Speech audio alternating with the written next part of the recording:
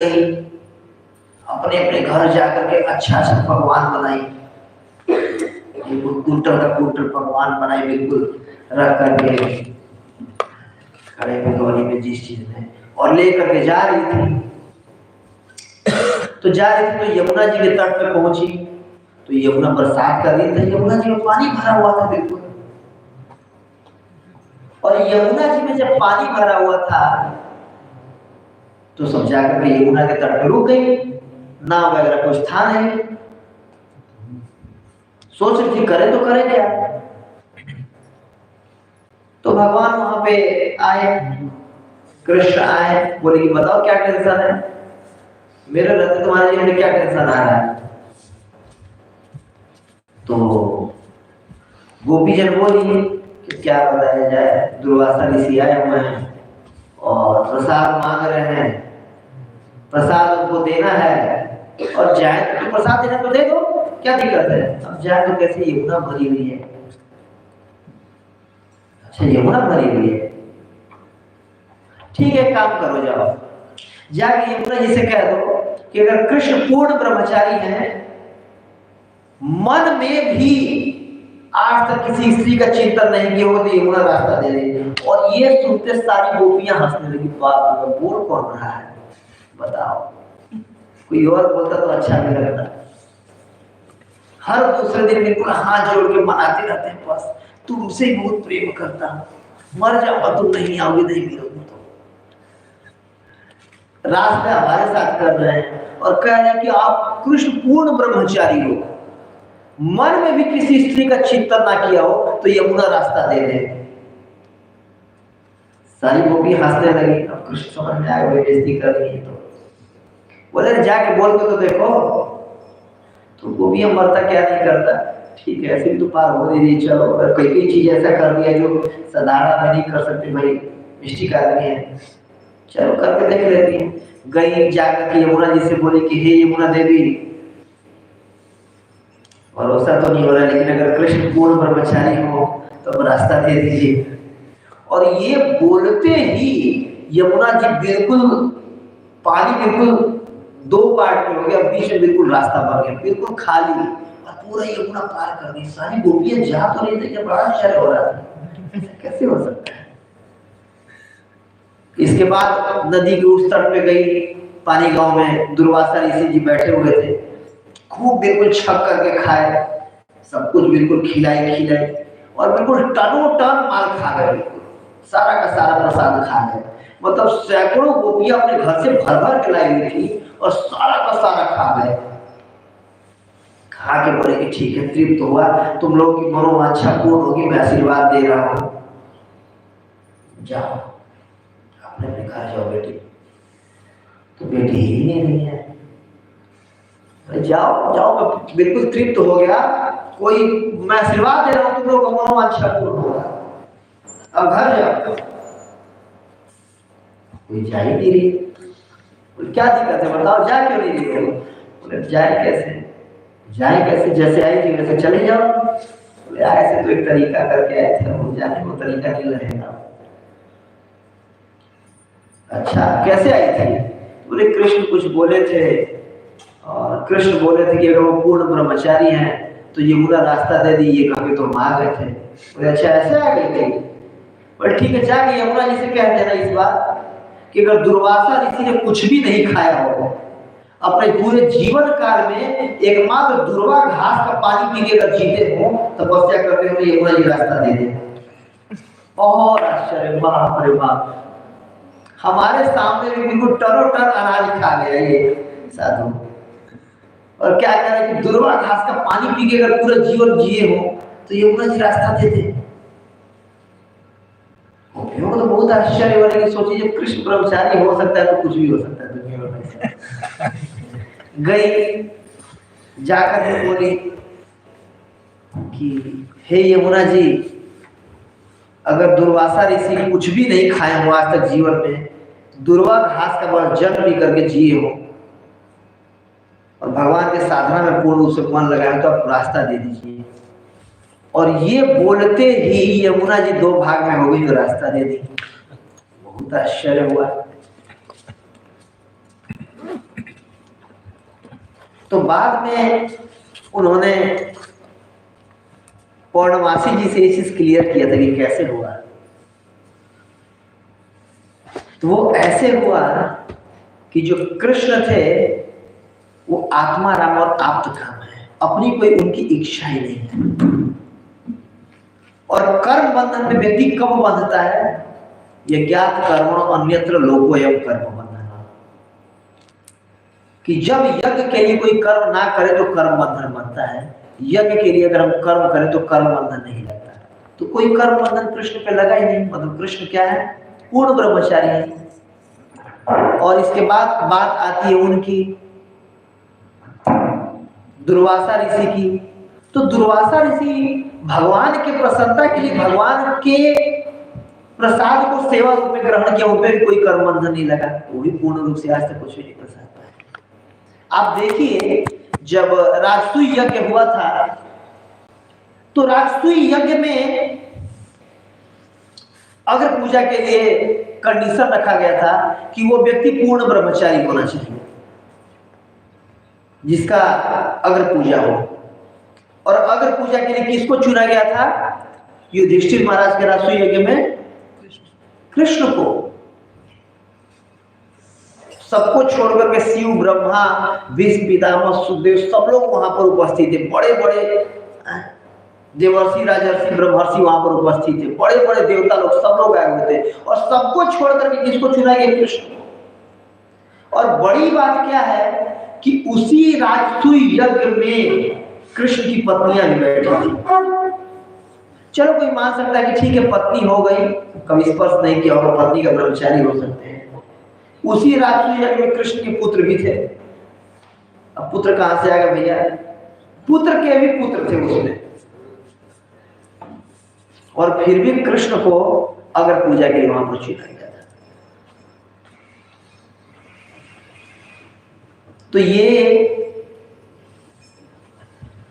जो हमारा प्रश्न आता है कि कृष्ण करे तो रास लिया, हम करे तो कैरेक्टर लिया, ये गलत प्रश्न है। और यही प्रश्न मतलब जब ये लीला सुने तो उन्होंने परीक्षित महाराज ने प्रश्न किया। इसके भागवतम 10वें स्कंद 33वें अध्याय के 26 और 27 नंबर श्लोक में आ रहा है, संस्थापनाय धर्मस्य प्रथमो यतरस्य च अवतीर्णो हि भगवान् अंशेन जगदीश्वर सकथं धर्म सेतूनां वक्ता कर्ता विरक्षिता प्रदीपं माचरद ब्रह्मान् वदा परदाराभिवर्षणम्। परदाराभिवर्षणम् कि पर मतलब दूसरे के, दारा स्त्री को, अभिवर्षणम स्पर्श किया कृष्ण ने। क्यों किया? श्री परीक्षित महाराज ने कहा, हे ब्राह्मण, ब्रह्मांड के स्वामी पूर्ण पुरुषोत्तम भगवान अपने पूर्ण विस्तार सहित इस धरा में अधर्म का नाश करने तथा धर्म की पुनः स्थापना करने हेतु अवतरित होते हैं। वास्तव में वे आदि अवतार तथा नैतिक नियमों के पालन करता एवं संरक्षक है। ठीक है, तो भला वे अन्य पुरुषों की स्त्रियों का स्पर्श करके उन नियमों का अतिक्रमण कैसे कर सकते हैं? परीक्षित महाराज ने प्रश्न पूछा था। क्यों? उनको नहीं पता था भगवान है, मतलब उनका कोई डाउट था? नहीं। उस सभा में कई लोग ऐसे बैठे हुए थे, कर्मी या कर्म योगी, ध्यान योगी, ज्ञान योगी, जिनके मन में डाउट आ गया। प्लस आने वाले समय में, इतिहास में, भविष्य में कोई प्रश्न ना उठाए कृष्ण की इस क्रिया पे। उठा सकते हैं कि आज भी लोग उठाते हैं। जब हनुमान प्रसाद पोद्दार जी जो कि गीता प्रेस गोरखपुर के मेल संवाद वो है, तो जो बोल रहे थे कि भागवतम मेरे को ग्रंथ तो बहुत अच्छा लगता है, लेकिन इसमें जो 5 चैप्टर है ना, ये रासपक्ष अध्याय वाला, ये भागवत में नहीं होना चाहिए। भागवत में ये नहीं होना चाहिए। ये कृष्ण के कैरेक्टर पे, चरित्र पे उंगली उठाता है। बाकी सब कृष्ण का चरित्र मुझे अच्छा लगता है। तो देखिए ये प्राण है, ये प्राण निकाल दिए तो शरीर का क्या कोई कार्य रह जाएगा? नहीं। तो भागवत का प्राण है। फिर आगे अगला श्लोक में बोल रहे हैं कि आप्त कामो यदुपति कृतवान वह जुगुप्सितः। क्रियाभिप्राय एतत्र संशयम छिन्दी सुव्रत। सुखदेव गोस्वामी से कह रहे कि हे श्रद्धावान व्रतधारी, कृपया कर करके हमें बतलाकर हमारा संशय दूर कीजिए कि पूर्ण काम यदुपति के मन में वो कौन सा अभिप्राय था जिससे उन्होंने इस निंदनीय ढंग से आचरण किया। सुखदेव गोस्वामी परीक्षित महाराज को बोलने में भी थोड़ा सा हिचक हो रही थी, लेकिन उन्होंने डाउट क्लियर करना बहुत उचित समझा कि लाखों करोड़ों लोगों के बीच में ये डाउट मैं बिल्कुल क्लियर कर लूंगा ताकि आने वाले भविष्य में कृष्ण कोई उंगली ना उठाए। और बहुत सुंदर श्लोक 10-12 श्लोकों में सुखदेव गोस्वामी ने इसको क्लियर किया है, इस संशय को। तो संशय को क्लियर करते हुए जो पहला श्लोक बोल रहे हैं बहुत महत्वपूर्ण श्लोक है ये। श्रीमद् भागवत 10th स्कंद 33वां अध्याय श्लोक संख्या 29। श्री शुक उवाच धर्म व्यतिक्रमो दृष्ट ईश्वराणां च साहसम् तेजीयसां दोषाय वहने सर्वभुजो यथा। क्या कह रहे हैं कि धर्म व्यतिक्रमो दृष्ट ईश्वराणां च साहसम्, कि ईश्वर व्यक्ति कुछ भी कर सकता है, वो करे तो धर्म व्यतिक्रम नहीं होता है। और एग्जाम्पल दे रहे हैं, मैं इसको बता रहा हूं। श्री सुखदेव गोस्वामी ने कहा शक्तिशाली नियंताओं के पद पर किसी ऊपरी साहसपूर्ण उल्लंघन से जो हम उनमें देख पाए कोई आंच नहीं आती। ये वैसा ये तेजी या सामन दोष है, जैसे सूर्य है, सूर्य अपना हर जगह व्यतीत कर रहा है जो कांति, और उसी सूर्य के अग्नि से जो मलमूत्र पे भी पड़ता है और उसको भी सुखा देता है, उसको भी वाष्पित कर देता है सूर्य। तो क्या सूर्य दूषित हो जाता है उससे कि नहीं? सूर्य की प्रकाश मूत्र पे पड़ गया जिससे वो दूषित हो गया। ये अग्नि है, सब कुछ खा जाती है, मतलब सब कुछ जला कर राख कर देती है। तो क्या अग्नि दूषित हो जाती है? नहीं। ऐसे व्यक्तियों के कार्य पे हम संदेह नहीं कर सकते हैं। और फिर अगले श्लोक में बता रहे हैं कि जैसे कि अगर हम रोड में मान लीजिए चल रहे हैं तो रेड लाइट पड़ता है तो हमें रुकना पड़ता है कि नहीं? हाँ, रुकना पड़ता है। और कोई व्यक्ति बोले रेड लाइट क्रॉस करके जा रहा हो, पुलिस वाले रोके, क्यों भाई क्यों जा रहे हो? तो देखो वो भी तो ऊपर फ्लाइट से जा रहा है, वो भी तो नहीं रुक रहा है। तो उसका नियम आप पे लागू नहीं होता है कि नहीं? उसका नियम आप पे लागू नहीं हो रहा है। वो फ्लाइट से जा रहा है, उसका अलग नियम है, आप रोड पे जा रहे हो, आपका अलग नियम है। तो वही बोल रहे हैं धर्म व्यतिक्रमो दृष्ट ईश्वर नाम च साहस, कि ईश्वर जो साहस कर सकता है हम नहीं कर सकते वो साहस। अगर रंच मात्र भी इस रासलीला में रंच मात्र भी अगर कुछ कमी होती, कुछ अभद्रता होता, कुछ गलती होता, इसको सुना कौन रहा है? सुखदेव गोस्वामी, जो बाल ब्रह्मचारी पूर्ण ब्रह्मचारी, जन्म लेते ही 16 साल की अवस्था में माता के गर्भ से निकले। तुम आना नहीं चाहते थे कि मैं पहुंच जाऊंगा। कृष्ण आके प्रॉमिस किया था तुम आ जाओ, तुम्हें माया छूएगी नहीं। भगवान आके तो प्रॉमिस किए थे साक्षात। ब्याह जब बोलते रह गया, अरे बेटा आ जा, कोई सुनवाई नहीं। भगवान वचन दिए थे इसके बाद आए, और आने के बाद बिल्कुल नंग धड़क चल दिए दिगंबर वेश में। भागवत फर्स्ट कैंटो में आता है। और जा रहे थे, रास्ते में बहुत सारी नंग स्त्रियां तालाब में स्नान कर रही थी। किसी ने कोई वस्त्र नहीं पहने और चलते चले गए। और पीछे पीछे इनके पिताजी बुलाते हुए व्यासदेव जा रहे थे।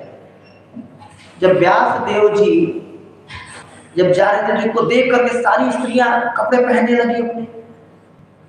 तो उनको बहुत आश्चर्य हुआ, अरे हद है, मेरा बेटा भी आगे आगे गया जो कि पूर्ण रूप से नंगे था, दिगंबर वेश में था।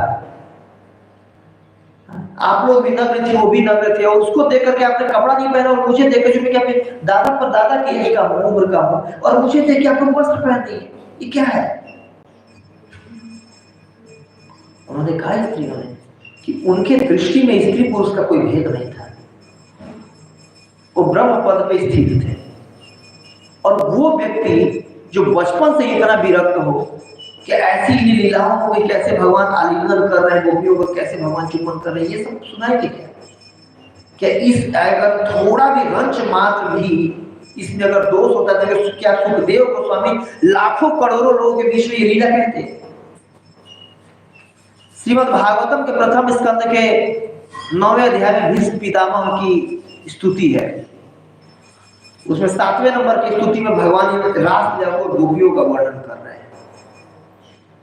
देखिए, सबको इस सिद्धांत पता है कि यम यम आप स्मरण भावम त्यजंती अंते कलेवरम तम तमेति कौन्तेय सदा तद्भावना, कि जिस जिस रूप का स्मरण करके हम शरीर त्यागेंगे निश्चित रूप से वैसा अगला शरीर में मिलेगा।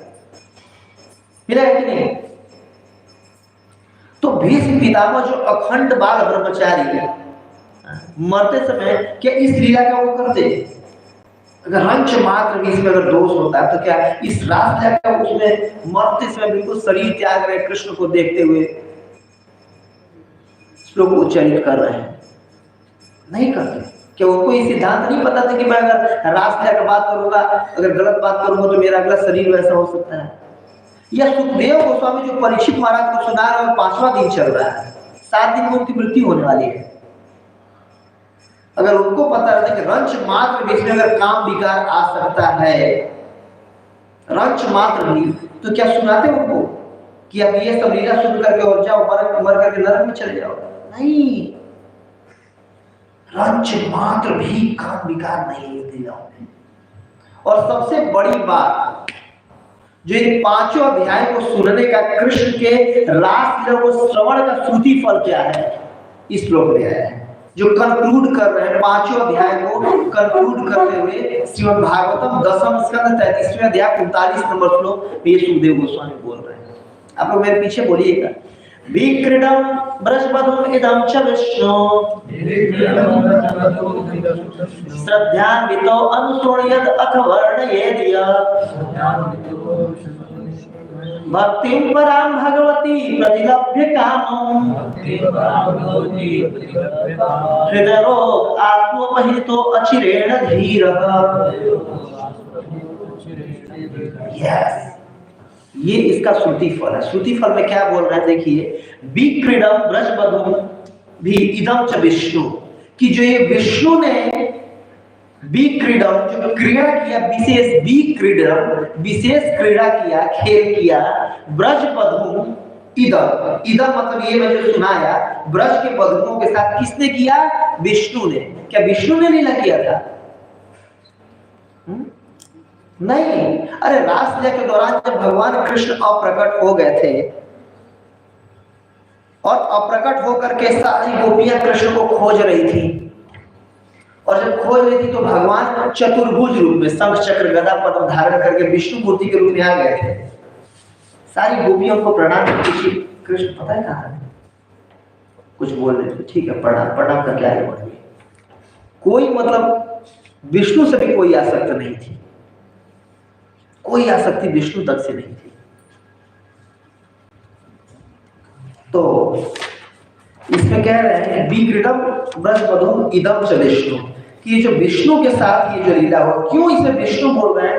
क्योंकि कई लोग डाउट कर लेते हैं कृष्ण पे, लेकिन विष्णु को लोग सब सम्मान की दृष्टि से देखते हैं। अरे भगवान विष्णु प्रणाम। भगवान विष्णु के प्रति श्रद्धा का भाव होता है। इस वजह से कई जगह सुखदेव गोस्वामी कई जगह ऐसा आया है जो भगवान कृष्ण को विष्णु शब्द से संबोधित कर रहे हैं। जैसे जब ब्रह्म विमोहन लीला में स्वम एव माया अजोपि स्वम एव विमोहिता, उसमें भी ये बोल रहे हैं कि किस प्रकार उन्होंने भगवान विष्णु को मोहित करने का प्रयास किया, लेकिन अपने से माया से ही ब्रह्मा जी भी मोहित हो गए। श्रीमद् भागवतम 10वां स्कंद 13वां अध्याय 41 नंबर श्लोक में, एवं सम्मोहयन विष्णु विमोहन विश्वमोहनम। हाँ, स्वम एव माया अजोपि स्वम एव विमोहिता, एवं सम्मोहयन विष्णु, विष्णु को सम्मोहित करने चले थे ब्रह्मा। क्या विष्णु को चले थे? नहीं, कृष्ण को चले थे। तो कृष्ण को विष्णु क्यों बोल रहे हैं? ताकि सब एक ग्वाल बाल छोटे से बालक के रूप में ना देखे कृष्ण को, सब जाने कि परम पुरुषोत्तम भगवान है। इसलिए यहाँ पर बोल रहे हैं कि बी क्रीडर ब्रज बधु इदम च विष्णु श्रद्धान्वितो, कि अगर कोई श्रद्धान्वितो श्रवणता, कोई अगर श्रवण करता है, अथवा वर्ण ये अर्थ, कि अगर कोई इसको श्रद्धा पूर्वक सुनता है या वर्णन करता है, जैसे मैं और आप लोग दोनों लोग, सुनाने वालों को और वक्ता को क्या लाभ होता है? भक्ति पराम भगवती प्रतिलभ्य कामम, भक्ति पराम भगवती, भगवान के प्रति शुद्ध भक्ति, परा भक्ति, जो जन्म मृत्यु से निकालने वाली है वो भक्ति। भक्ति पराम भगवती प्रतिलभ्य उसको लाभित करता है, प्राप्त करता है। और कामम हृदय रोगम, जो काम वासना है हृदय में, हृदय का रोग है ये। श्रीमद् भागवतम के चौथे स्कंद में, तृतीय स्कंद में आता है कि जो हमारे अंदर काम वासनाएं होती है ना, काम विकार, लष्टी थोड़ी हमारे पाप कर्मों के चलते आती है। प्रभुपाद जी परपट में लिख रहे हैं, पढ़िए दीति और कश्यप के उसमें, कि जो व्यक्ति जितना ही पापी होता है उसके हृदय में उतना ही काम विकार आता है। तो काम विकार, लष्टी थोट हमारे पाप कर्मों का हुआ है, सूचक है। तो इस सुनने मात्र से क्या होगा? भक्ति पराम भगवती प्रतिलभ्य कामम हृदय रोग आसु, आसु मतलब तुरंत, अपहिनितो, जो काम रूपी हृदय रोग है, जो लस्ट रूपी हमारे हृदय में भोगने की भावना रूपी जो ये जो हृदय का रोग है, आसु अपहिनितो, तुरंत खत्म हो जाता है। और अचिरेण धीर, कि बहुत टाइम नहीं लगता है, तुरंत ही व्यक्ति धीर बन जाता है, गंभीर भक्त बन जाता है, इसको श्रवण करने मात्र से। अब देखिए, थोड़ा भी रंच मात्र इसमें काम विकार होता है तो क्या इसको सुनने का इतना फल होता है कि हृदय का काम वासना खत्म हो जाता है? नहीं। और सुखदेव गोस्वामी ने क्या बताई, उन्हीं की बात करते हैं, मैं क्यों कुछ बात करें। तो फिर हाँ, इसमें कह रहे हैं कि इसीलिए तेजी असाम दोष आया, बहने सरो भुजो, ये था कि जैसे जो अग्नि होती है सब कुछ खा करके भी शुद्ध रहती है, उस पर हम उंगली नहीं उठा सकते। क्यों? वो सर्वशक्तिमान है। अगले श्लोक में बोल रहे हैं, न एतद समाचरेत जातो मनसा अपि अनीश्वर विषयन्ति आचरण मौड्यात् यथा अरुद्ध आजीजम विषम, कि जैसे रुद्र ने क्या किया था? आभि विषम, समुद्र से निकले हुए विष को पान कर गए थे। कौन कर गए थे? रुद्र, शिव जी ने। लेकिन जो अरुद्र है, जो रुद्र नहीं है, जो शिव नहीं है, वो विष को पान करेगा, वो नष्ट हो जाएगा। उसी प्रकार जो भगवान नहीं है, जो ईश्वर नाम, जो ईश्वर नहीं है, वो अगर इस लीलाओं का आचरण करेगा वो नष्ट हो जाएगा। जैसे कोई रुद्र नहीं, अगर वो विष पीता है तो नष्ट हो जाएगा। सुखदेव गोस्वामी ने कहा, जो महान नियंता नहीं है, उसे शासन करने पर महान पुरुषों के आचरण की मन में भी कभी भी नकल नहीं करना चाहिए। मनसा अपि, मन में भी अगर हम रास त्याग करने का सोचेंगे ना, हम नष्ट हो जाएंगे। इसमें लिख रहे हैं, यदि कोई सामान्य व्यक्ति मूर्खतावश ऐसे आचरण का प्रतिरूपण करता है तो वह उसी तरह नष्ट हो जाएगा जिस तरह विष के सागर को पीने का प्रयास करने वाला व्यक्ति, यदि वह रुद्र नहीं है तो नष्ट हो जाएगा।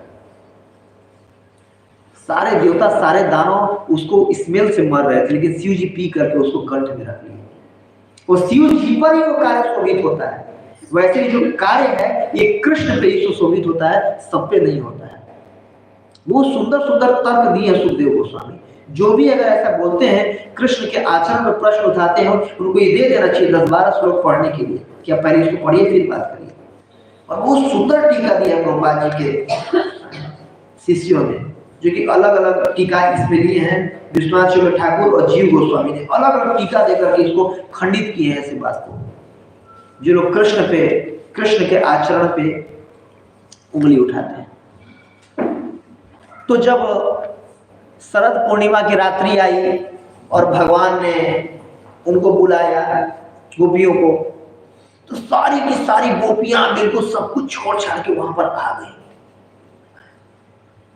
कोई बच्चों को पाल रही थी, कोई पति को खाना खा रही थी, कुछ खुद खाना खाने जा रही थी, कोई कपड़ा पहन रही थी, कोई कुछ गाय दूध रही थी, अलग अलग इसे भागवत में वर्णन आया कि कोई कुछ कर रही थी, कोई सास ससुर की सेवा कर रही थी, कोई अपनी ननद की सेवा कर रही थी, जो भी है। और भगवान जियो पंचम स्वर में बांसुरी बजाए सब कुछ छोड़ करके सारी गोपियां चल गई। गोपियों के पतियों ने रोकने का प्रयास किया, उनके सास ससुर ने रोकने का प्रयास किया। देखिए द्वापर युग का बात है, ये कोई ऐसा नहीं है कि अभी का है कि कोई लड़की कहीं भी चली जाती है।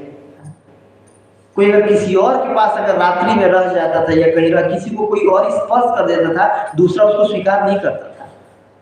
अम्मा में बालिका तीनों को जब उठा के लाए थे जीत करके भीष्म पितामह,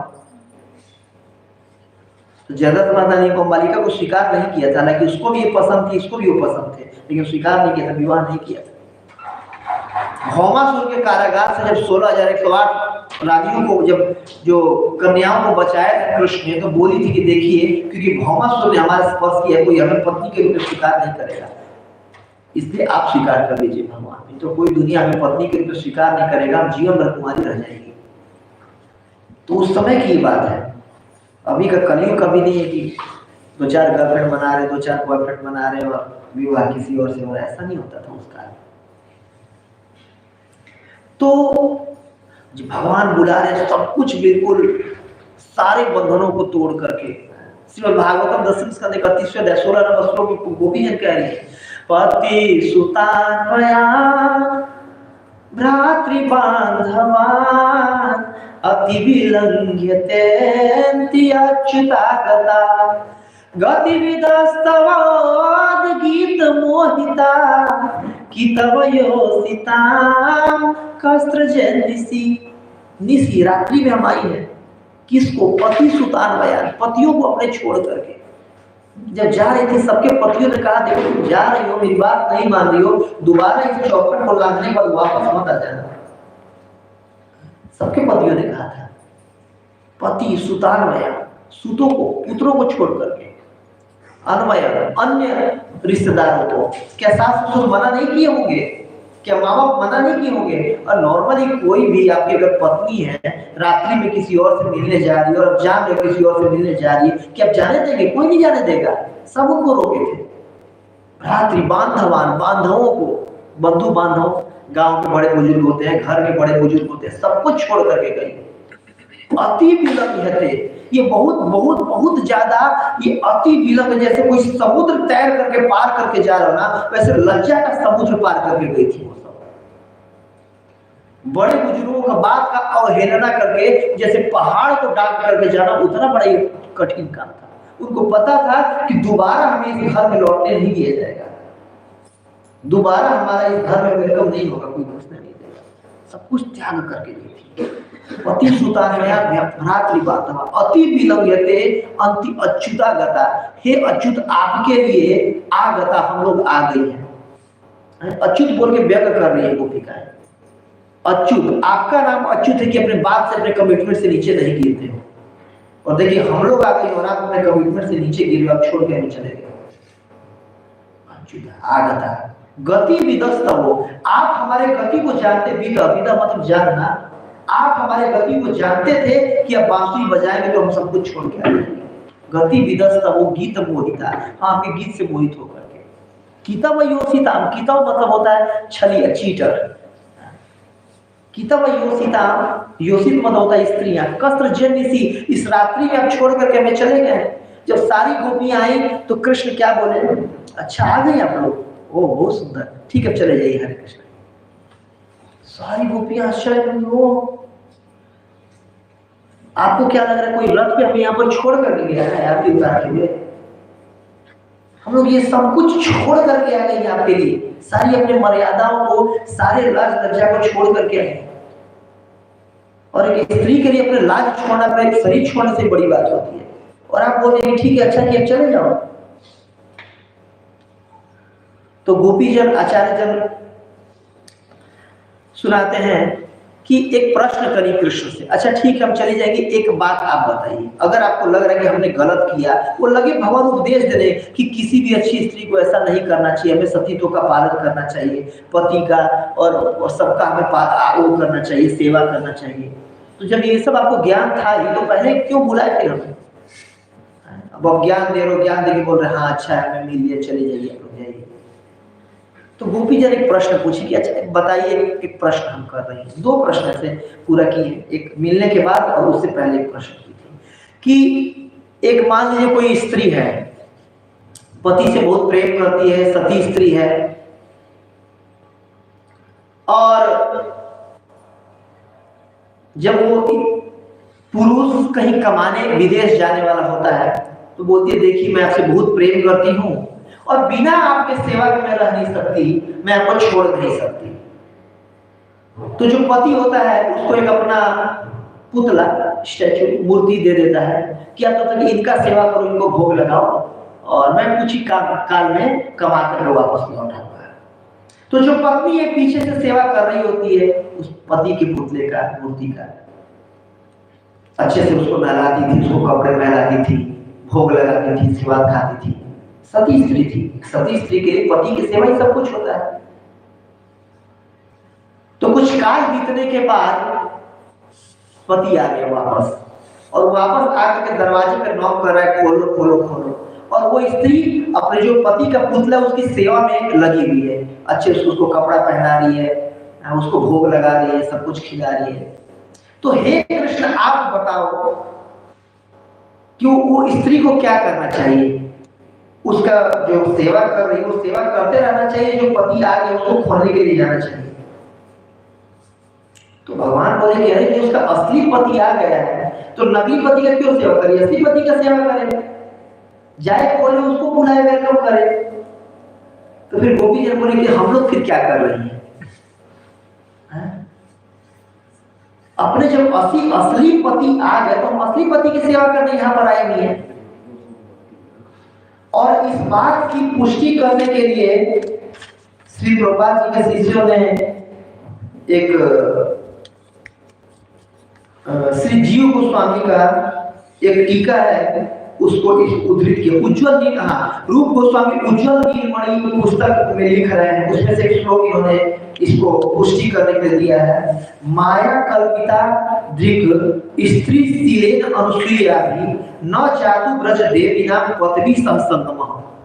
इस श्लोक का अर्थ प्रभुपाद जी लिख रहे हैं, मतलब प्रभुपाद जी के शिष्यगण, कि गोपियों के स्त्रीयालु पतियों ने अपनी पत्नियों से नहीं अपितु माया द्वारा निर्मित पत्नियों को उनके दुगने प्रतिरूप से विलास किया। इस तरह इन पुरुषों का ब्रज की देवी स्त्रियों के से कोई अंतरंगा संबंध नहीं हुआ।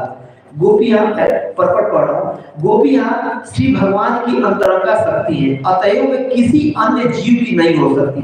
श्री कृष्ण ने परकिया रस की उत्पत्ति के लिए ही अन्य पुरुषों के साथ उनका विवाह रचाया। ये लीलाएं नितांत शुद्ध है क्योंकि वे श्री भगवान की लीलाएं हैं और संत पुरुष इन दिव्य लीलाओं का स्वागत करने के लिए। इसमें फिर अगला श्लोक जो आता है, ब्रह्म रात्र उपावृत वसुदेव अनुमोदिता अनिश्चयंतो ये युगो स्वगृहान भगवत प्रिया, कि जब पूरी ब्रह्मा जी की रात्रि पूर्ण हो गई और ये जो रासलीला चली थी ब्रह्मा जी की रात्रि तक चली थी, कोई ऐसे कोई छोड़ा नहीं कि 2-4 घंटे, ब्रह्मा जी की रात्रि, और भागवत नहीं आया कि ब्रह्मा जी की रात्रि के बराबर चली थी। तो मैं बात कर रहा था कि किसी भी गोपी का किसी भी उनके पति से कोई संबंध नहीं हुआ था, किसी को कोई अपना पुत्र नहीं था, और वो कृष्ण के सब छाया थे। और एक्चुअली में भी अगर लोग कहें कि दूसरी की पत्नी के साथ कृष्ण ने रासलीला किया था, तो सच में देखा जाए तो दूसरे की पत्नियां नहीं थी, वो कृष्ण की सारी पत्नियां थी। क्यों? गर्ग संहिता में आता है कि जब ब्रह्म विमोहन लीला हुआ था, जब ब्रह्मा जी चुरा करके सारे ग्वाल बालों को और गोपों को सबको लेकर के चले गए थे, तो उस समय कृष्ण ने ही प्रत्येक ग्वाल बाल के रूप में, प्रत्येक बछड़ों के रूप में अपना एक्सपेंशन किया था। और उसी साल गर्गाचार्य जी लिख रहे हैं कि नारद मुनि आए और सबको बुलाया, बहुत एक इंपॉर्टेंट मीटिंग कर रहे, सब लोग आ जाइए, आ जाइए, आ जाइए। सभा बुलाई गई, सारे नंद सुनंद उपनंद सब लोग आए मीटिंग बैठाया गया, सारे ब्रज के ग्वालों को बुलाया गया और बोले मैं अभी अभी आ रहा हूं स्वर्गलोक से, ब्रह्मलोक से मैं आ रहा हूं। और बहुत एक इंपॉर्टेंट सूचना थी वो देने के लिए मैं आया। अभी पूरे ब्रज में अमृत वर्षा हुई है और इस साल जो मुहूर्त आया है विवाह का, वो युगों युगों में भी कभी ऐसा नहीं आता, कई युगों में एक बार ऐसा मुहूर्त आता है। और कुछ ही काल के लिए, घड़ी देख रहा हूं, कुछ ही काल के लिए, ज्यादा टाइम नहीं है। तो आप लोग क्या कीजिए, अपनी अपनी पुत्रियों का सब लोग विवाह कर दीजिए इसी शुभ मुहूर्त में। और देखिए ये जो काल है, ये जो अमृत वर्षा हुई सिर्फ ब्रज में हुई है, तो ब्रज के बाहर कोई विवाह नहीं करना है, सिर्फ ब्रज में करना है। और जो ब्रज में विवाह कर देगा इस साल अपनी पुत्री का, उसकी पुत्री कभी विधवा नहीं होगी, उसकी पुत्री को भगवान के समान वर मिलेगा। सारे ग्वाल बाल खुश, बाप रे बाप। नारद मुनि देवताओं के जो ऋषि हैं वो आके बोल रहे हैं, इससे बड़ा सच कौन बोल सकता है। सारे के सारे ग्वाल बालों ने अपनी पुत्रियों का विवाह कर दिया था। और कहाँ किया था? ब्रज में किया था। और ब्रज में प्रत्येक ग्वाल बाल कौन थे? कृष्ण थे। तो वैसे भी कृष्ण औपचारिक रूप से भी कृष्ण से ही विवाह हुआ था, और अनौपचारिक रूप से ये सारी गोपियां कौन है? कृष्ण की अंतरंगा शक्ति, जो आह्लादनी शक्ति है राधा रानी, उनकी सब एक्सप्रेशन, सब शक्ति तत्व है। भगवान के सब अंतरंगा शक्ति है। भगवान और उनकी शक्ति, शक्तिमान और शक्ति में कोई अंतर नहीं होता है। तो अपने शक्ति के साथ भगवान अपनी शक्तियों के साथ ये रासलीला कर रहे हैं। इसमें डायरेक्ट आगतम से पढ़ बताता हूँ। तो इसमें कई लोगों को ये आ सकता है कि अगर मतलब वो छोटा सा जगह था तो उसमें इतना ज्यादा लोग कैसे आ गए? यमुना जी के पुलिन पे हुई थी ना रासलीला, तो वहां पर 100 करोड़ गोपियां और 100 करोड़ गोपियों के साथ 100 करोड़ कृष्ण। प्रत्येक गोपी को लग रहा था मैं इतनी खास हूँ, कृष्ण मेरे साथ रासलीला कर रहा है। तो 200 करोड़ लोग कहां से आ गए वहां पे? तो यहाँ पर विश्वनाथ चक्रवर्ती ठाकुर अपने टीका में लिए हैं, लिखे हैं, श्री विश्वनाथ ठाकुर इस अकल्पनीय काल की तुलना तथा तथ्य से करते हैं कि पृथ्वी पर वृंदावन के चारों ओर लगभग 40 मील में अनेक ब्रह्मांड समा सकते हैं। तो 200 करोड़ की बात ही क्या करता है? गाते हैं ना, वृंदावन रम्य स्थान दिव्य चिंतामणि धाम रतन मंदिर कि वृंदावन जो धाम है दिव्य चिन्मय है, चिंतामणि धाम जो चिंता की जो पूरा हो जाएगा। तो चिंता में करें कि करोड़ों ब्रह्मांड इतना बड़ा उसमें जगह हो जाए तो हो सकता है। और भगवान कर रहे हैं सब, पूरी सारी जो लीलाएं हैं अकल्पनीय है। और क्यों भगवान ये लीला करते हैं? अगर ये सब लोगों को डाउट आ रहा है तो इसलिए करते हैं। सुखदेव गोस्वामी 36 नंबर श्लोक में बोल रहे हैं, 10 स्कंद के 33 बहुत महत्वपूर्ण श्लोक है, इसलिए मैं ले रहा हूँ ताकि डाउट कभी हमें भी आप लोग प्रचार में हम जाते हैं तो लोग इस पर प्रश्न उठाते हैं, क्यों भगवान ने ऐसा किया? इसलिए ऐसा किया, अनुग्रहाय भक्तानां मानुषं देहमाश्रितं भजते तादृशीं क्रीडा या श्रुत्वा तत्परो भवेत्। सुखदेव गोस्वामी बोल रहे हैं कि अनुग्रहाय भक्तानां, भक्तों पर अनुग्रह करने के लिए, मानुषं देहम आश्रितम, कि मनुष्य का देह को भगवान ने आश्रित किया, धारण किया, और भजते तादृशी क्रीड़ा, ये सब क्रीड़ा का भजन किया, मतलब किया, या श्रुत्वा तत्परो भवेत्, इसको सुन करके जैसे कोई बिल्कुल कामी से कामी व्यक्ति भी, और मतलब कई लोग होते हैं गीता बांटने जाइए, अरे गीता उठा मत, तो ये जो लड़की के साथ खड़ा है कृष्ण, ये वाली पुस्तक है, तो ये अच्छा है। कि कामी से कामी व्यक्ति भी, जो सबसे बड़ा हृदय का रोग इस भौतिक जगत में माना जाता है काम रोग, इस रोग से प्रत्येक जन, प्रत्येक जीव पीड़ित है। इसीलिए भौतिक जगत को मैथुनागार बोला जाता है। इस मैथुनागार से निकालने के लिए भगवान आकर के ये विशेष लीला की है, या श्रुत्वा तत्परो भवेत्, कि इसको सुन करके कामी से कामी व्यक्ति भी इसमें इंटरेस्ट लेगा, और इंटरेस्ट लेगा जब सुनेगा, काम वासना दूर हो जाएगी और शुद्ध भक्त बन जाएगा। तो ये भक्तों पर विशेष कृपा करने के लिए मानुषं देहमाश्रिता, और ये लीला की भगवान कि जो बिल्कुल गिरे से गिरे व्यक्ति भी है, संत महात्मा यदपाद पंकज पलाश विलास भक्त्या, कि इसका श्रवण कर करके, इसका गायन करके शुद्ध हो जाएंगे, और कामी से कामी व्यक्ति भी इसका पारण करके, इसका पारायण कर करके शुद्ध हो जाएगा। और देखिए वो कृष्ण जिनके नाम में इतनी क्षमता है कि नाम लेने मात्र से हृदय का सारा रोग दूर हो जाता है, विकार दूर हो जाता है, काम वासनाएं दूर हो जाती है। धुनोति समलम कृष्ण सलिलस्य यथा सलम। तो जिनके नाम लेने मात्र से, इसमें लिख रहे हैं विशेष रूप से विश्वनाथ चक्रवर्ती ठाकुर अपने टीका में वही उद्धृत किया गया है कि जिन भगवान का नाम लेने मात्र से, और नाम भी छोड़ दो, जिनका स्मरण करने से व्यक्ति शुद्ध हो जाता है, तो क्या वो साक्षात कभी अशुद्ध होंगे? उन्होंने ऐसा लीला किया, भगवान अशुद्ध हो गए। अरे भैया, जिनका नाम इतना शुद्ध है, जिनका भक्त इतने शुद्ध हैं, जिनके भक्तों तक में हृदय में कोई रोग, कोई काम विकार नहीं होता, तो उनमें कहां से काम विकार आ सकता है? ये तर्क दे रहे हैं विश्वनाथ चक्रवर्ती ठाकुर जी कि जिनका श्रवण करने मात्र से जिनके हृदय का काम वासना दूर हो जाती है। और तो छोड़िए,